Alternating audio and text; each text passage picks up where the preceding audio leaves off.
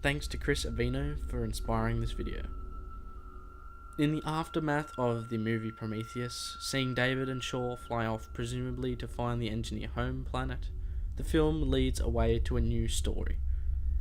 However, the wreck of the Prometheus and its fallen crew are all but forgotten, with all their bodies scattered across the surface of LV-223. It's safe to say a good mass of biological matter lay on the surface, ready to mix with thousands of vials worth of black pathogen canisters aboard the crashed Juggernaut ship. That could have eventually oozed out onto the surface, or they could have merely served as food for the growing Deacon. But that is what we will be exploring within this video. First of all, let's explore the possibility that the black pathogen may have in fact reacted with the bodies left behind of the Prometheus crew. If so, I believe that even a dead body could possibly be revived through the mutagenic nature of the pathogen, reanimating living tissue and dead cells. But let's first analyse what we know the pathogen is capable of, as we see with Fifield in Prometheus when he enters the headroom with Milburn.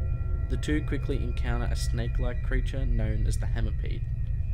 The creature attacks and results in Milburn succumbing to the creature, while Fifield is sprayed with highly acidic blood, causing his helmet to melt inwards and form a layer over his face, which begins to burn his skin and suffocate him.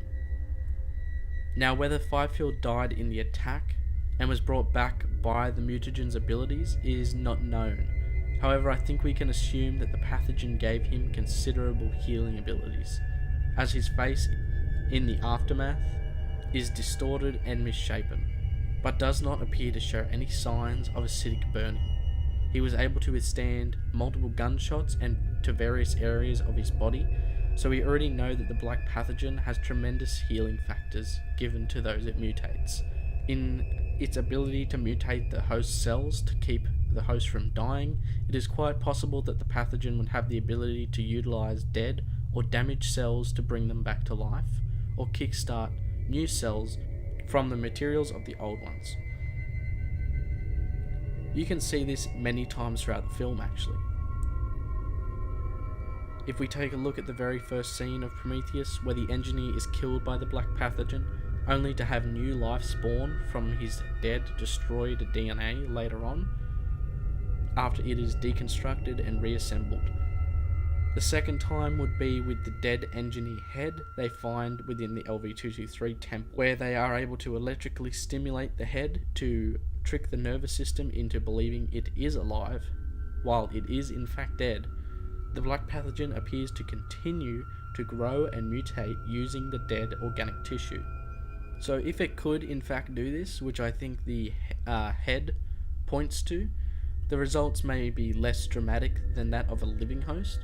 Possibly the pathogen can only produce simple-celled organisms or plant-like organisms from its interaction with dead organic matter, something that required a whole lot less energy to maintain.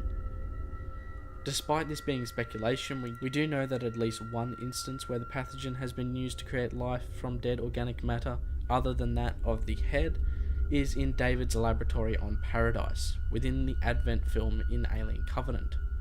We see that David is utilizing the materials of various animals from the planet, ones that were spawned right there on the planet as a result of David's bombardment, and even Shaw's body. And here we find our answers. Elizabeth Shaw was already dead when David began his work with her body. In particular, he used her eggs with her ovaries to assist in producing his protomorph. So now we know that the pathogen can create life from already dead cells of the creatures it encounters. So it is quite possible that the human crew that lay dead on the surface of LV-223 at the end of the film could in fact become infected and mutated by the black pathogen. However, there is another possible outcome that would be far less fruitful than giving life to a barren, rocky and desolate world, and that is that they would simply become food for the newly born Deacon alien that we see in the final scene at Prometheus. Yes, they could quite easily just end up as food for this newborn, The creature would presumably be able to sustain itself for a very long time, as there were at least 20 crew members aboard minus Shaw, and most likely Yannick, and the other two crew that flew the Prometheus into the Juggernaut. On top of just the crew, you also have the trilobite and the engineer creature that could be used to feast on, as well as we don't know how long the Deacon could go without food. We can compare its ability to starve of hunger to that of the Xenomorphs, who can hibernate and survive for hundreds of years without nutrition of any kind.